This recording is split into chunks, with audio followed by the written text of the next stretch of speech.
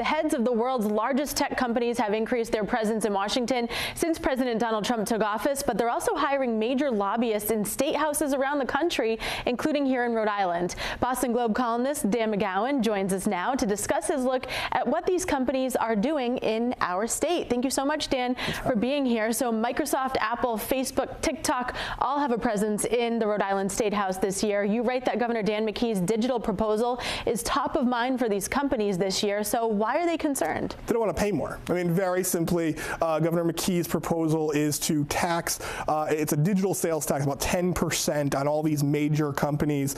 And he thinks it's going to raise about $20 million a year. And so all these companies are looking at this and saying, boy, we don't want this, not just because we don't want to do it in Rhode Island, but the only other state that it exists currently is in Maryland. They don't want it to be the trickle effect of it happens in Rhode Island, then it happens in Connecticut, and then it keeps going and going, and you see it all around the country. You can definitely see that trend happening, right? So a lot of these companies are spending millions of dollars in Washington as the Trump administration and Congress begins thinking about the regulation of artificial intelligence. So does that trickle down to the state level too? Very much so. So the one thing, the kind of saving grace for Rhode Island in some ways is that Rhode Island's been ahead of the curve on data privacy laws and things like that. We passed a major law last year. And so what you're seeing at the federal level is everything is data, data, data. Everybody wants to protect data and everybody wants to figure out how to use it and monetize it in many ways.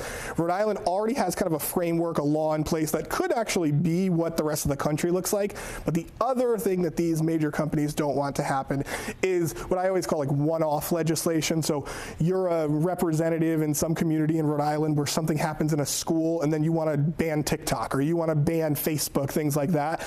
And so, you know, the reason these guys hire lobbyists all over the country is to kind of prevent those things from happening, to argue against kind of that one-off policy. Interesting. Okay. So are there any tech companies that you're surprised haven't hired a lobbyist in Rhode Island this year yet? One of the biggest, Google.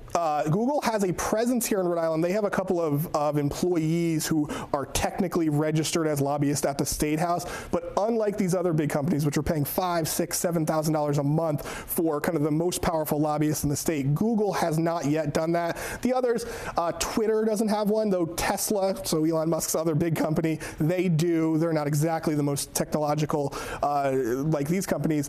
And Snapchat is another one that I'm kind of keeping an eye on. I think these will all staff up and hire up at some point this year.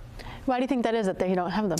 I think they just haven't made the decision yet to hire them. And I imagine that a lot of these lobbyists, these well-paid lobbyists, are kind of are lobbying themselves to try to get those contracts. All right. Thank you, Dan.